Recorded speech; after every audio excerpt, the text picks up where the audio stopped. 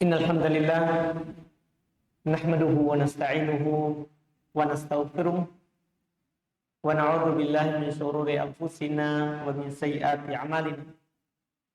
May yahdihillahu fala mudilla lahu wa may yudlil fala hadiya lahu. Asyhadu an la ilaha illallah wahdahu la syarika lahu wa asyhadu anna Muhammadan abduhu wa rasuluh sallallahu alaihi wa ala alihi wa ashabihi wa man tabi'ahum bi ihsan ila yaumiddin, amma ba'd. Ikhwan wal akhwat rahimani rahimakumullah. Alhamdulillah, pada malam hari ini kita bersyukur kepada Allah Subhanahu wa taala yang kembali memudahkan kita melanjutkan kajian kitab Bulughul Maram karya Imam Al-Hafidh Ibn Hajar rahimahullah ta'ala. Kita masih di kitab as-shalah. Setelah sebelumnya kita sudah selesai dari pembahasan sholat sunnah, maka sekarang kita masuk lagi kembali masih membahas tentang sholat, cuman bab-bab yang butuh diketahui dalam sholat. Di pembahasan pertama ini setelah sholat sunnah, belum bahas bab sholat jamaah dan seputar imam. Kata beliau rahimahullah ta'ala, babu sholatil jama'ati wal imamati, bab tentang sholat berjamaah dan tentang imamah. Nanti tentang imamah ada makmum dan ada imam. Di bab ini beliau akan menyebutkan beberapa hadis. Pertama nanti terkait dengan keutamaan sholat berjamaah, sekaligus hukum sholat berjamaah. Setelah itu beliau akan berpindah ke hadis-hadis seputar imam dan makmum. Seputar imam dan makmum. Kita baca yaitu di hadis nomor 383. Kata beliau, an Abdullah bin Umar radhiyallahu ta'ala anhu qala anna Rasulullah sallallahu alaihi wasallam qala salatul jama'ati afdalu min salatil fardhi bi 27 darajah. Walahumma an Abi Hurairah radhiyallahu ta'ala anhu bi 25 juz'an. Wa kadalil Bukhari an Abi Sa'id wa qala darajah. Ini 3 riwayat menunjukkan keutamaan sholat berjamaah. Ini 3 riwayat yang pertama. Kata beliau dari Abdullah bin Umar radhiyallahu ta'ala anhuma, beliau berkata Rasulullah sallallahu alaihi wasallam bersabda, sholat berjamaah itu afdal. Ini memang langsung kalimat nabawi. Sholat berjamaah itu lebih utama min sholatil fardhi, daripada sholat sendiri. Berapa keutamaan dan perbedaannya? Bisa 25 darajah, 27 derajat perbedaan, 1 berbanding 27. Ini dalam riwayat Bukhari Muslim. Sahabat Abdullah bin Umar. Walahumma juga di Bukhari Muslim dari Abu Hurairah bi 25 juz'an bagian. Jadi orang sholat sendiri 1 bagiannya, sholat berjamaah 25 derajat, 1 berbanding 25. Demikian pula dalam riwayat Bukhari dari Abu Sa'id dan berkata 25 derajat. 25 derajat. Ini adalah dorongan yang sangat besar bagi seorang muslim untuk hadir di masjid. Iya, makanya nanti kita akan dapatkan hadis dalam Bukhari Muslim, kalau ada seorang perempuan, ada istri kita minta izin ke masjid, tidak boleh dilarang. Kata Nabi, la tamna'u ima Allah masjid Allah. Jangan kamu menghalangi, melarang hamba perempuan Allah itu ke masjid. Karena di masjid, padahal perempuan rumahnya lebih baik daripada masjid. Itu perempuan, rumahnya lebih baik daripada masjid. Nabi yang menyatakan. Tapi kalau dia minta izin ke masjid, tidak boleh dilarang. Tidak boleh dilarang. Karena beda dengan ke masjid sama di rumah. Lihat ini, kata Nabi. Seandainya kita nggak tahu hukumnya ya, kita belum berbicara hukum sholat berjamaah. Dengan mendengarkan ini saja, itu kita akan berlomba-lomba ke masjid. Karena satu berbanding 25 sampai 27 derajat. Iya. Ini perbandingan tentunya jarak yang sangat jauh. Jarak yang sangat jauh.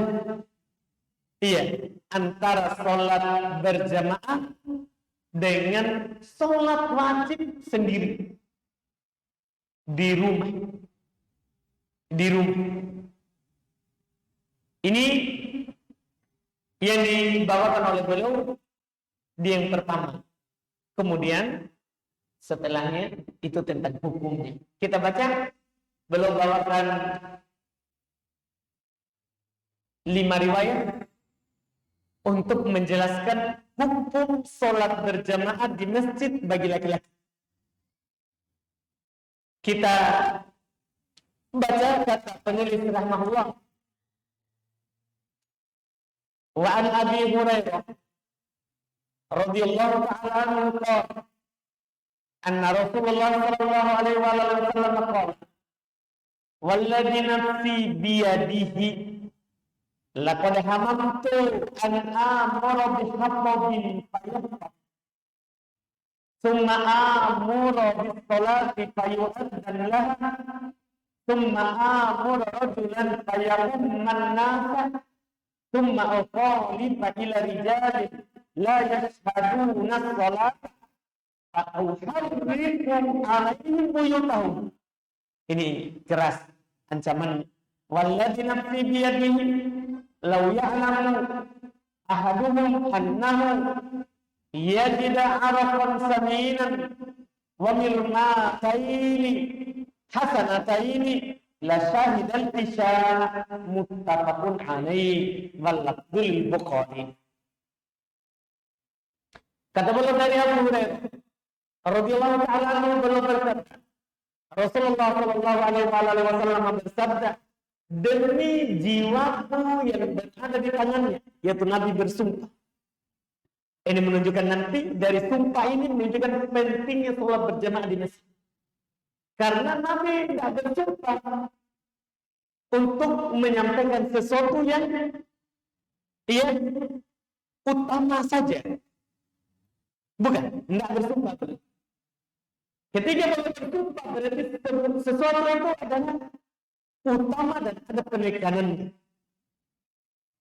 Kata beliau, demi jiwaku yang berada di tangannya, sungguh saya sangat berkeinginan untuk memerintahkan mengumpulkan kayu bakar. Kemudian saya perintahkan untuk sholat azan. Kemudian saya akan menyuruh seorang untuk mengimami manusia. Kemudian saya akan pergi keluar masjid untuk melihat laki-laki yang tidak menyaksikan sholat. Maksudnya yang tidak datang sholat di masjid. Dan saya akan membakar rumah-rumah mereka yang meninggalkan nanti sunnah. tidak diancam dengan dibakar rumah. Ini nanti menunjukkan hukum sholat berjamaah. Sebentar, kita akan sebutkan hukumnya.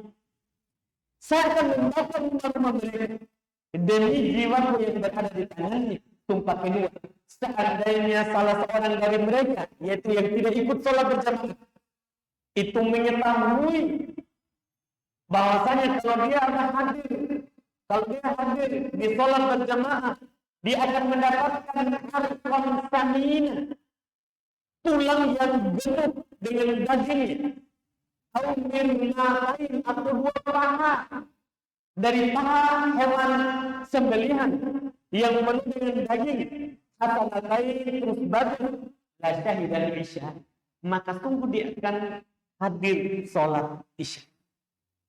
Di sini ada keutamaan hadir sholat isya di akhir. Kemudian beliau berkata, wa anhu darinya juga, dari Abu Hurairah radhiyallahu ta'ala qala Rasulullah sallallahu alaihi wasallam bersabda, qul sholati 'alal munafiqin, salat yang paling berat bagi orang-orang munafik salatul isya wa salatul fajr, salat isya dan salat subuh. Berarti ini sifatnya munafik. Orang yang ke masjid itu sifatnya munafik. Salat yang paling berat bagi orang munafik adalah salat isya dan salat subuh. Walau ya'lamuna ma fihima, seandainya mereka mengetahui apa yang ada pada salat isya dan salat subuh, la atauhuma walau habwa, maka mereka akan hadir di sholat isya dan sholat subuh walaupun merangkak. Ini muttafaqun alaih, riwayat Bukhari, Muslim. Kita baca lagi yang ketiga, karena ada 5 hadis. Karena dari Abu Hurairah juga. Qala beliau berkata, akan nabiyah rajulun a'mah. Ada seorang lelaki buta datang kepada Nabi sallallahu alaihi wasallam. Dia berkata, ya Rasulullah, wahai Rasulullah, laisa liqa'id yakuduni ilal masjid. Saya tidak punya penuntun yang menuntunku ke masjid. Ini orang buta. Tidak punya penuntun yang menuntunnya ke masjid. Itu dia bilang. Faraqqa salahu, maka Nabi membolehkannya untuk sholat di rumah. Lelaki buta tidak punya penuntun. Nabi ringankan bagi dia untuk sholat di rumah. Di falamma walla, tatkala orang tadi itu sudah mau pergi, da'ahu, Nabi memanggil kembali. Faqala, Nabi bertanya kepadanya, hal tasma'un nida bis-shalah? Kamu dengar azan sholat? Qala na'am. Dia bilang iya, padahal dia ingin diketahui.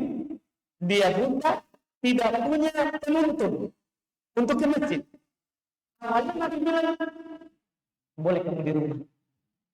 Tapi setelah itu saat dia mau pergi, Nabi panggil kembali, bertanya kepadanya, kamu dengar azan untuk sholat? Qala na'am, dia bilang iya. Dan dia cuma buta, bukan tuli. Iya. Apa kata Nabi? Qala fa'ajib. Nabi bilang, kalau begitu wajib. Kalau begitu wajib, padahal buta tidak punya penuntun. Bagaimana kalau orang tidak buta? Bagaimana kalau orang tidak buta? Ini riwayat Muslim, riwayat Muslim. Riwayat Muslim. Kemudian berkata Wa'ad bin Mas'ud, Wa'ad bin Abbas, dari Ibn Abbas. Dari Nabi sallallahu alaihi wasallam qala, dari Nabi sallallahu alaihi wasallam bersabda, man sami'a nida wa lam ya'ti fala salata lahu illa min udrin. Siapa yang mendengar adzan kemudian dia tidak datang, maka tidak ada salat baginya kecuali dari udzur. Allah. Ini rawahu Ibnu Majah wa Daruqutni, diriwayatkan oleh Ibnu Majah dan Imam Daruqutni, wa Ibnu Hibban dan Ibnu Hibban, wal Hakim serta Al Hakim, wa isnaduhu ala syarti Muslim. Sanadnya di atas syarat Sahih Muslim, artinya tidak ada masalah dengan sanadnya. lakin rajjaha ba'duhum waqfah. Akan tetapi sebagian mereka merojihkan ini ucapan Ibnu Abbas, dan itu yang lebih kuat. Yang sahihnya ucapan ini adalah fikih dari Ibnu Abbas. Dia punya pendapat, dan ini tidak menyelisih hadis Nabi. Siapa yang mendengar dan tidak ikut sholat, maka tidak ada sholat baginya, kecuali memang ada ujurnya. Ini hadis keempat. Kelima, hadis terakhir terkait dengan hukum sholat berjamaah. Kata beliau an Yazid ibn al-Aswad radhiyallahu ta'ala anhu qala annahu sallallahu alaihi wasallam ma'a Rasulillah sallallahu alaihi wasallam salat as-subh. Falamma shalla Rasulullah idza huwa bi rajulayn lam yusalliya da'a bihima faji'a bihima tar'ud fara'isuhuma faqala lahumma ma mana'akum an tusalliya ma'ana qala qad sallayna fi rihalina qala fala taf'ala idza sallaytuma fi rihalikuma thumma adraktumul imama wa lam yusalli fasallaya ma'ah fa innaha lakum nafilatun. Kata beliau dari Yazid ibn al-Aswad, bahwasanya dia sholat bersama Rasulullah sholat subuh. Tatkala Rasulullah sholat, belum selesai sholat, ternyata ada dua laki-laki tidak sholat. Maka Nabi memanggil keduanya. Maka keduanya pun datang dalam keadaan bergetar badannya karena takut. Ya, dipanggil oleh Rasulullah setelah sholat. Jadi ada orang sholat berjamaah. Mereka di masjid, dia tidak sholat ikut jamaah. Maka setelah sholat, Nabi panggil kedua. Dan Nabi bertanya kepada keduanya, apa yang menghalangi kalian berdua untuk sholat bersama kami? Artinya kenapa sholat bersama kami di jamaah? Keduanya bilang, qad shallaina bi rihalina. Kami sudah sholat di rumah. Makanya saat di masjid dia tidak sholat, karena sudah sholat di rumah. Kata Nabi kepadanya, Allah. Ini dia. Jangan kamu berdua lakukan itu. Idza shallaitum fi rihalikuma. Anggaplah sekarang kamu berdua sudah sholat di rumah. Summa adraktumul imam. Kemudian kamu dapati imam sedang sholat. Walam yusalli fa shallaya ma'ah. Imam sedang sholat, maka sholatlah bersama imam. Fa innaha lakum nafilah. Paling tidak untuk kalian itu sunnah. Kalau kita ke masjid, memang sudah sholat di rumah, datang di masjid, jangan kamu lakukan untuk tidak sholat. Kamu ikut imam. Paling tidak kamu sunnah. Imam sholat wajib, kamu sholat sunnah. Sholat sunnah. Iya. Ini hadis riwayat Ahmad, riwayat Imam Ahmad. Walhamdulillah lafaz ini lafaz Imam Ahmad. Wasalahah diriwayatkan juga oleh Imam 3. Maksud Imam 3 adalah Imam Nasa'i, Imam Abu Dawud, dan Imam At-Tirmidzi. Kemudian wasahhahu Ibnu Hibban wa At-Tirmidzi, disahihkan oleh Ibnu Hibban dan Imam At-Tirmidzi, dan memang hadisnya sahih. Disahihkan oleh Syekh Al-Albani juga Syekh Muqbil. 5 riwayat yang baru saja kita dengar, semuanya beliau sampaikan untuk menjelaskan hukum sholat berjamaah. Hukum sholat berjamaah dalam masalah ini memang ada silang pendapat di kalangan para ulama rahimahullah. Saya akan menyebutkan pendapat yang terkenal. Ada 4 pendapat.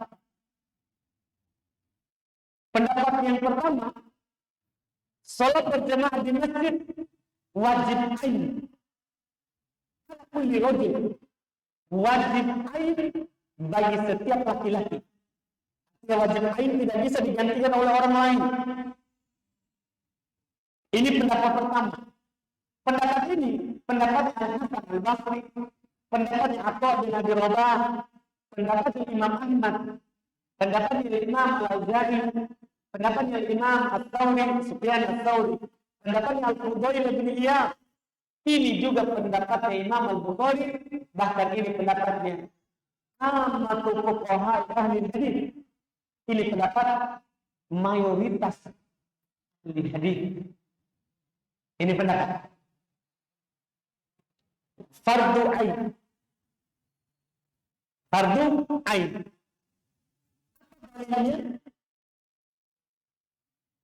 Tadi hadis-hadis yang kita baca. Iya. Ada Nabi ancam untuk dibakar rumah orang yang tidak hadir. Itu riwayat yang pertama. Terus Nabi isyaratkan yang tidak hadir jamaah, apalagi itu Isya dan Fajar, belum sebutkan dua itu karena kebanyakan orang berat di situ. Itu sebagai ciri munafik. Kemudian dalil berikutnya, tapi laki-laki buta, tidak punya penutup. Ketika dia mengatakan dengar azan, Nabi bilang, wajib kamu jaga. Wajib kamu jaga. Dan bahkan ada orang yang sudah sholat di rumahnya, Nabi suruh sholat. Iya. Kenapa? Jangan sampai nanti ada yang berpendapat bahwa kalau sudah sholat di rumah, sholat di masjid. Jadi Nabi menutup itu pandangan yang sangkaan yang tidak baik dari yang lain. Ditambah lagi ucapan Ibnu Abbas. Semua ada di buku itu. Siapa yang dengar adzan kemudian dia tidak datang, tidak ada sholat baginya kecuali wudu. Kecuali wudu. Ini dalil fardu ain bagi setiap muslim, wajib bagi setiap muslim. Ini pendapat pertama, itu dalilnya. Yang belum sebutkan. Sebenarnya juga yang lebih kuat. Ini kan semua hadis.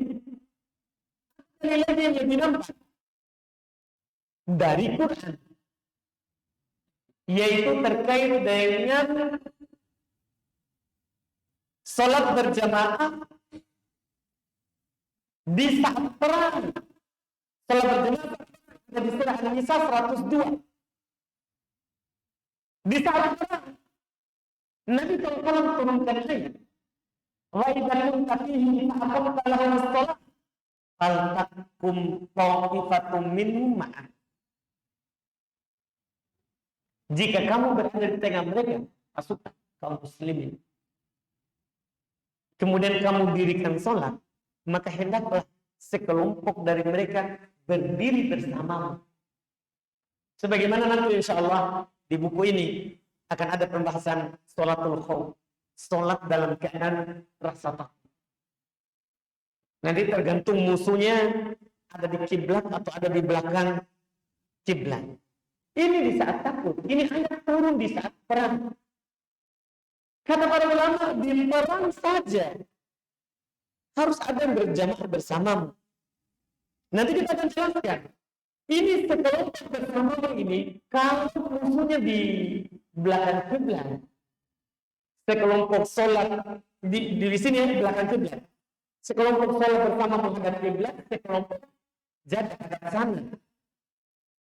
Ini kalau musuhnya di sana. Nanti akan dijelaskan kalau musuhnya di sini, di kiblat. Semuanya sholat berjamaah. Semuanya sambil pegang senjata. Iya, bedanya nanti cara pelaksanaan sujud. Jadi berdiri sama semuanya takbir. Iya, saat ruku semuanya sama-sama ruku. Saat sujud, maka yang sujud duluan adalah baris depan. Baris di belakang berdiri menghadap ke musuh. Setelah nanti sujud. Ketika nanti saf depan sudah sujud dua kali, dan dia sudah duduk, baru yang di belakang turun sujud. 2 kali sujud, duduk, baru sama-sama berdiri. Ini bentuk pelaksanaannya saja. Bayangkan, ini di perang, wajib berjemaah. Apalagi saat apa? Tidak perlu. Ini tidak perlu diketuk rumah kita ini. Tidak perlu. Karena ini memang kewajiban bagi setiap laki-laki muslim yang sudah berakal. Cuma pendapat pertama ini mengatakan siapa yang sholat di rumah tidak apa-apa, itu saja. Jadi fardu ain wajib bagi setiap orang, tapi siapa sholat di rumahnya tidak batal sholat. Ini saja bedanya ini pendapat pertama. Tidak batal sholatnya, dia berdosa. Nah, sementara pendapat kedua ada keras sedikit, wajib ain dan tidak sah kecuali berjemaah. Ini sampai keras begini. Ini pendapat kedua. Siapa yang pendapat ini?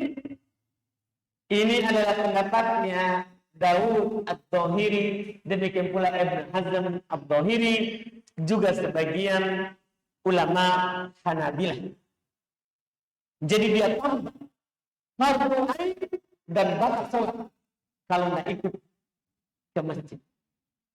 Dalil mereka hadis ucapan Ibnu Abbas itu tidak ada sholat bagi kecuali ada wudhu. Itu dalil, tidak ada sholat. Iya. Kemudian pendapat ketiga, fardu kifayah. Sholat berjamaah di masjid itu fardu kifayah. Tahu fardu kifayah? Kalau sudah ada yang melakukannya, yang lain tidak berdosa. Nanti berdosa rame-rame kalau tidak ada sama sekali yang berjamaah di masjid. Adapun kalau sudah ada yang melakukannya di masjid, maka tidak berdosa. Ini pendapat orang-orang madhab, orang-orang Syafi'iyah. Dan orang-orang yang terdahulunya dari pengikut Syafi'iyah. Dan ini juga pendapat sebagian dari orang Hanafiyah dan Malikiyah. Jadi mereka mengatakan seperti ini. Apa dalilnya? Fardu kifayah. Mereka berdalil dengan hadis Ibnu Umar dan Abu Hurairah yang ada di keutamaan sholat tadi yang dibaca di awal. Karena Nabi bilang sholat dalam berjamaah lebih utama daripada sholat sendiri. Kalau dibilang ini lebih utama, berarti ini sah. Cuman kalau berjamaah lebih utama. Itu dalil mereka. Pendapat ketiga ini. Kemudian pendapat keempat, sholat berjamaah sunnah. Sunnah yang sangat dianjurkan. Tidak wajib. Bukan wajib ain, bukan wajib kifayah, tapi sunnah. Yang sangat dianjurkan. Ini pendapatnya Imam Malik dan Abu Hanifah. Pendapatnya Imam Malik rahimahullah dan Abu Hanifah. Apa dalilnya? Dalil mereka hadis tentang keutamaan tadi yang di awal. Kan Nabi cuma bilang lebih utama. Berarti kan kalau dibilang lebih utama, maka hukumnya sunnah. Kalau dibilang lebih utama, maka hukumnya sunnah. Karena membahas, menceritakan keutamaan. Iya, bukan memerintahkan. Itu alasan mereka. Dari empat pendapat ini, mana pendapat yang kuat? Tentunya pendapat yang benar dan kuat adalah pendapat yang pertama. Pendapat kedua, kita tidak ambil karena kan itu ucapannya Ibnu Abbas. Iya, kita harus lebih memilih ucapannya Nabi sallallahu alaihi wasallam daripada ucapannya siapa? Ibnu Abbas. Yang paling tingginya yang kita pahami dari ucapan Ibnu Abbas bukan menunjukkan batalnya, Beliau hanya mengatakan bahwa sholat berjamaah di masjid itu bagi laki-laki wajib. Karena beliau bilang tidak ada sholat tanpa udzur. Kecuali ada udzurnya. Dan karena dalilnya lebih banyak dan lebih jelas. Lebih banyak dan lebih jelas. Dan pendapat yang mengatakan sunnah, dan ingat ya, pendapat yang mengatakan sunnah ini tetap Syafi'iyah. Karena sebagian orang mengatakan bahwa sunnah di masjid orang Syafi'iyah. Nah, ini yang mengatakan sunnah itu adalah pendapat Imam Malik dan Abu Hanifah. Karena memang satu sisi dari pengikutnya Syafi'iyah, cuman kebanyakan orang Syafi'iyah adalah mereka rata-rata berpendapat wajib ain paling rendahnya fardu kifayah. Wajib kifayah. Termasuk hukumnya haji. Belum sebutkan hadis-hadis yang menunjukkan wajib. Untuk ini penulis, ini adalah orang Syafi'iyah. Ini penulisnya adalah orang Syafi'iyah. Belum sebutkan hadis-hadis yang menunjukkan wajibnya. Menunjukkan wajib. Nah, ini pendapat yang benarnya insyaallah terkait dengan sholat berjamaah. Terkait dengan sholat berjamaah. Sah. Sholat orang sholat di rumah tanpa udzur, tapi dia berdosa. Tapi dia berdosa karena tidak menjalankan yang Nabi SAW perintahkan.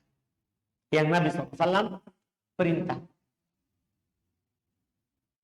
Iya.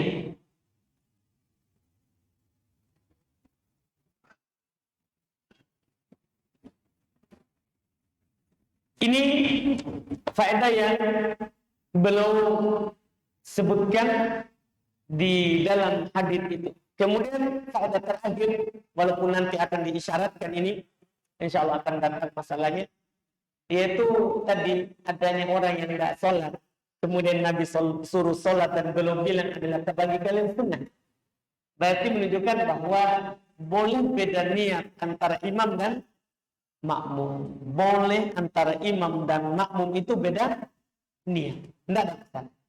Tidak ada masalah dengan hal tersebut. Kemudian setelahnya sudah masuk masalah imam, insya Allah kita ambil di pertemuan kita yang akan datang.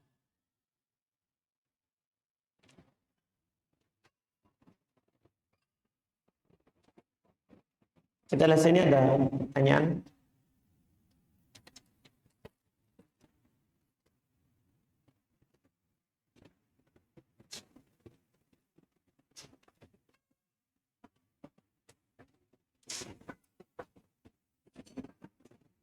Orang yang memuji saudaranya, apakah sahih hadis yang artinya orang yang memuji saudaranya di hadapannya bagikan ia telah memenggal kepala saudaranya? Ya, sahih hadis tersebut. Maksudnya kita jangan memuji saudara kita di hadapan. Iya, di hadapannya, karena nanti itu bisa mengantarkan kepada ujub. Dia akan merasa dia yang paling. Dia yang paling. Ustaz, apakah tidak termasuk dalil jika saya menukil hadits Nabi tapi cuma artinya, bukan bahasa Arabnya? Termasuk dalil. Kalau kita bilang ayat Nabi SAW bersabda yang maknanya, yang artinya, ya, karena Nabi tidak berucap dengan bahasa selain Arab. Jadi kita bilang yang artinya. Iya, itu termasuk dalil. Yang penting kita sandarkan kepada Nabi dan sahih. Dan sahih maka itu masuk dari dalil.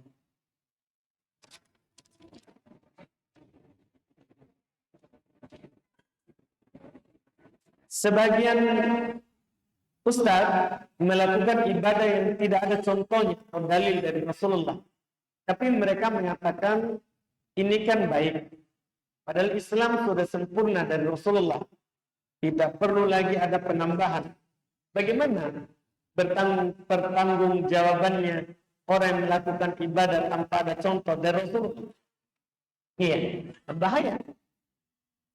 Pertama, ya, nanti orang-orang semua kita akan ditanya di hari kiamat ya oleh Allah Subhanahu wa taala tentang ya jawaban dan pengikutan kita kepada Rasulullah sallallahu alaihi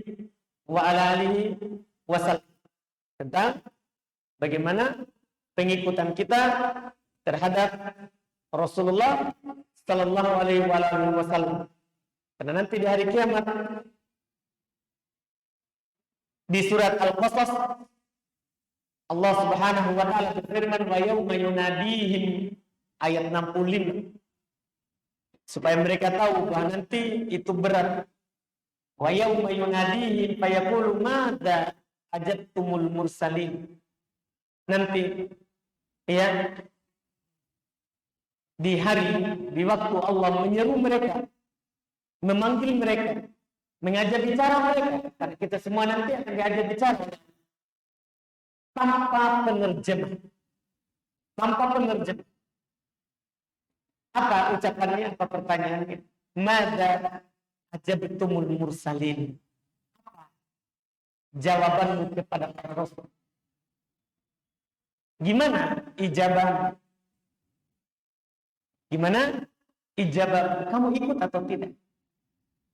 Bahkan Allah katakan di Quran, "Qul in kuntum tuhibbunallah fattabi'uni yuhibbukumullah."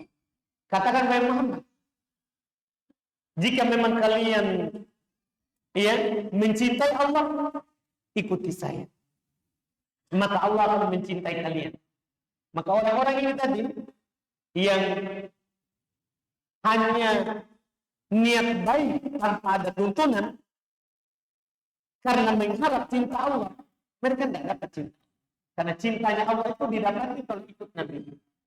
Kalau ikut Nabi. Dan juga Nabi SAW jelas menegaskan dalam hadis Aisyah, "Man amila amalan laisa alaihi amruna fahuwa raddun." Siapa yang beramal sebuah amalan tidak di atas perkara kami, maka dia ditolak. Maka pertanggungjawabannya nanti dia karena dia akan ditanya, apa jawabanmu, ijabahmu terhadap Rasul? Itu pertama. Kemudian amalannya ditolak.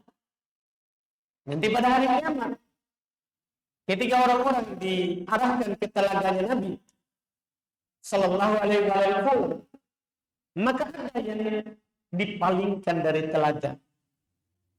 Nabi menyeru, itu umatku juga.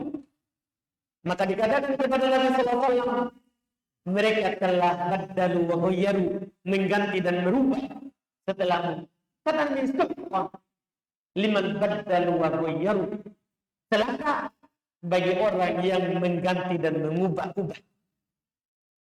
Nabi katakan kecelakaan bagi mereka. Kecelakaan bagi mereka. Ini bahaya. Amalan itu tidak dibangun di atas niat baik saja. Tapi amalan itu dibangun di atas dua fondasi. Niat baik, hati yang ikhlas, dan Nabi tuntunkan. Kalau ada amalan yang dilakukan, niat baik Nabi tidak tuntunkan, tertolak. Apa dituntut oleh Nabi tapi niatnya tidak baik, tertolak. Harus dua itu. Dan para ulama rahimahumullah keras memperingatkan orang-orang yang beramal tanpa ada dasar dari Nabi Sallallahu Alaihi Wasallam. Beramal tanpa ada dasar dari Nabi Sallallahu Alaihi Wasallam. Kemudian pertanyaan berikutnya, karena seorang kurir terkadang saat mengantar paket tidak ada untuk sholat, tapi paket yang saya bawa terkadang masih banyak dan tidak memungkinkan untuk dibawa masuk di masjid, dan was-was akan hilang jika disimpan di parkiran. Apakah perkara darurat untuk meninggalkan sholat berjamaah di masjid tepat waktu? Tidak. Selama barang itu bisa kita angkat ke dalam masjid, tidak ada perkara darurat di situ. Iya, kita angkat di masjid. Apa? Kenapa kita bilang tidak memungkinkan? Apa alasannya? Apakah memang kita tidak mampu sekali angkat? Itu namanya darurat. Atau kita saja yang bilang begitu? Iya, kita saja yang ngomong begitu. Kita bisa angkat ke depan. Dan pihak masjid biasanya tidak melarang orang taruh barang di dalamnya. Karena yang hanya tertulis, kita lihat, dilarang tidur. Tidak ada dibilang, dilarang bawa masuk barang. Tidak ada. Semua orang insya Allah akan menghargai kita dan bahkan bersyukur kepada kita. Dia akan memuji kita, Masya Allah. Dia kerjaannya banyak begitu, dia kasih masuk barangnya untuk sholat. Malah kita akan menjadi contoh yang baik. Akan menjadi contoh yang baik. Jangan, iya, sebelum apa-apa sudah begitu. Baru seperti itu. Orang sahabat yang berperang, musuh ada di hadapannya. Bahkan kita tahu, saya tidak sebutkan, itu tadi itu ayat turun. Sebenarnya orang-orang musyrikin menanti Nabi sholat. Jadi Abu Sufyan dan kawan-kawannya bilang, ya, kita tunggu. Akan datang satu waktu mereka itu, dia lebih berharga, lebih utama mereka lakukan daripada segalanya. Kita tunggu mereka melaksanakan sholat, baru kita serang. Lah, ayat tadi itu kasih tahu, kamu sebentar tetap sholat. Dan mereka akan menyerah. Mereka akan menyerah. Lakukan cara sholat diajarkan. Musuhnya akan datang dari arah mana? Dari arah mana? Ini perang, hilang nyawanya. Dia tetap melakukan sholat berjamaah bersama Nabi. Kita apa yang hilang? Barang kita masih bisa diangkat. Kan begitu. Memang kalau kita kasih masuk motor, itu bahaya. Nah, ada orang izinkan. Barang itu bisa kita angkat. Bisa kita angkat. Tapi susah. Kita terpilih bisa kasih naik. Bisa kita kasih naik di motor. Kenapa kita bisa kasih masuk di masjid? Malas mentongki. Malas itu alasan. Mencari-cari alasan untuk tidak ikut berjamaah. Iya, itu saja yang ada. Bukan darurat. Bukan darurat.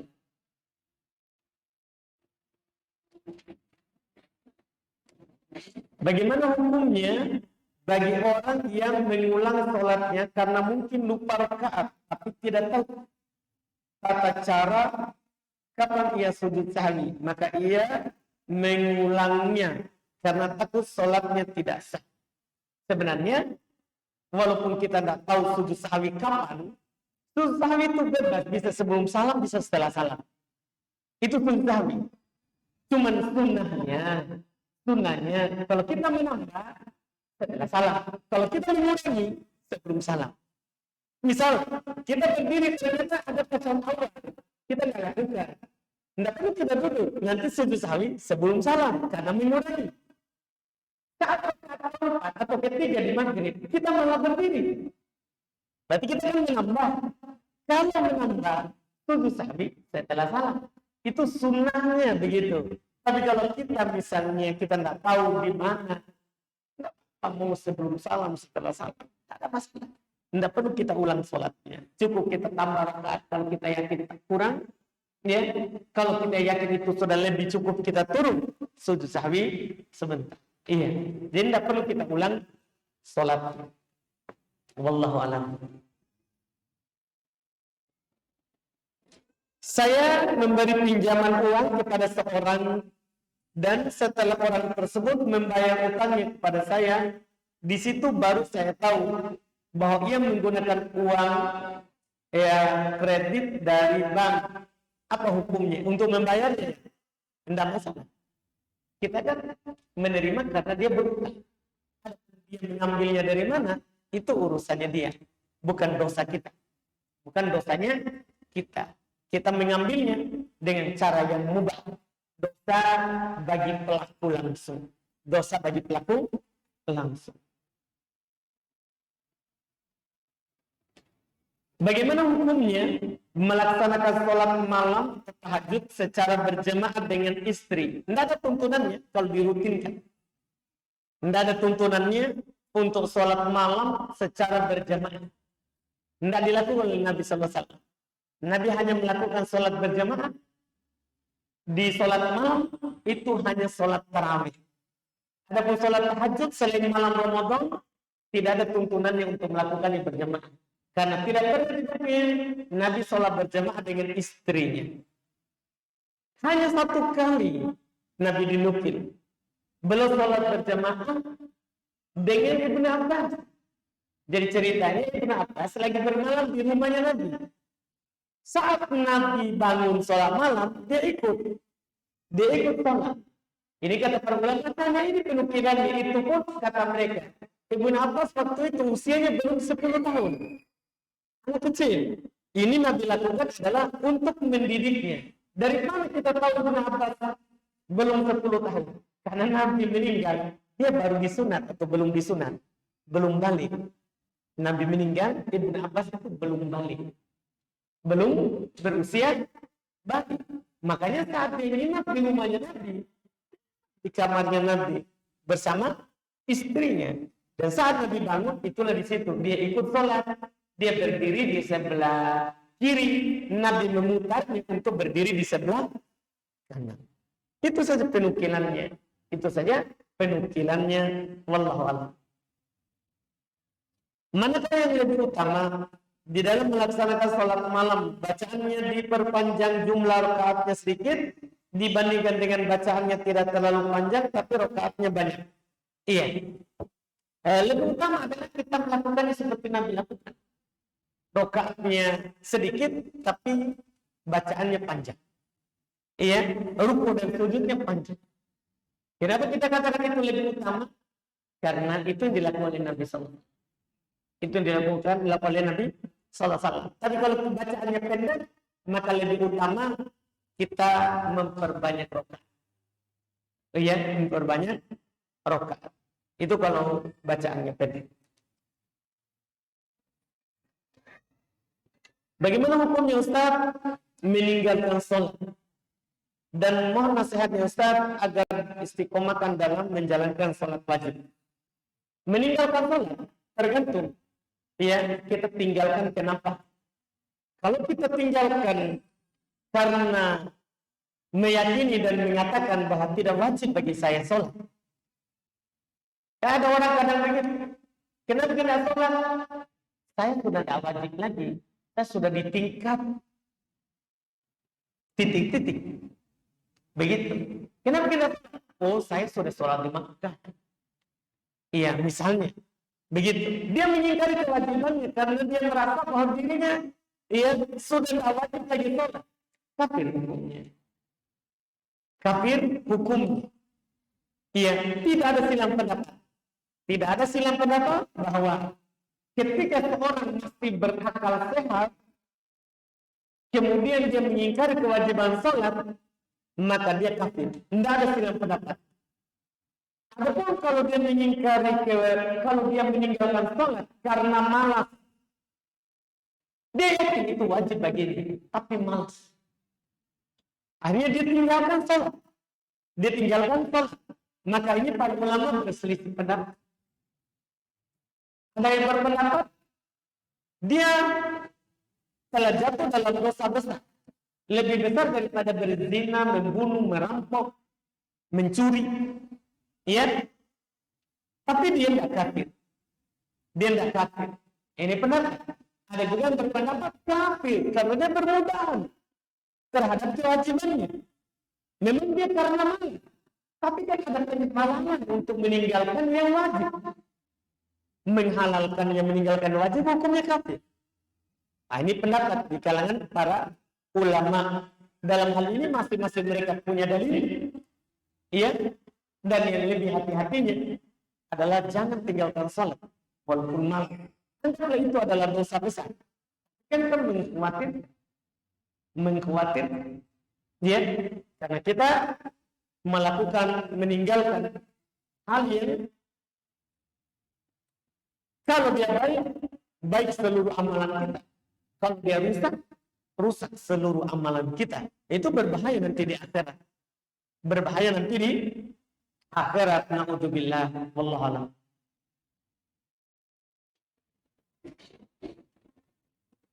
Yang mana lebih utama? Salat hajat atau salat istikharah? Kalau ingin meminta sesuatu, salat hajat itu dibilang istikharah. Salat hajat itulah salat istikharah. Kita meminta pilihan kepada Allah. Iya, salat istikharah. Apa hukumnya? Mengikat rambut, menikat rambut saat salat. Dan mengepang rambut. Dalam hadis riwayat Imam Muslim, saat sholat dilarang mengikat rambut dan melipat pakaian. Saat sholat dilarang mengikat rambut dan melipat pakaian. Larangan ini para ulama berselisih pendapat. Ada mengatakan makruh, ada mengatakan haram. Ia berdosa bagi yang berpendapat seperti itu. Yang jelas ini walaupun makruh itu hal yang dibenci untuk dilakukan. Hal yang dibenci untuk dilakukan.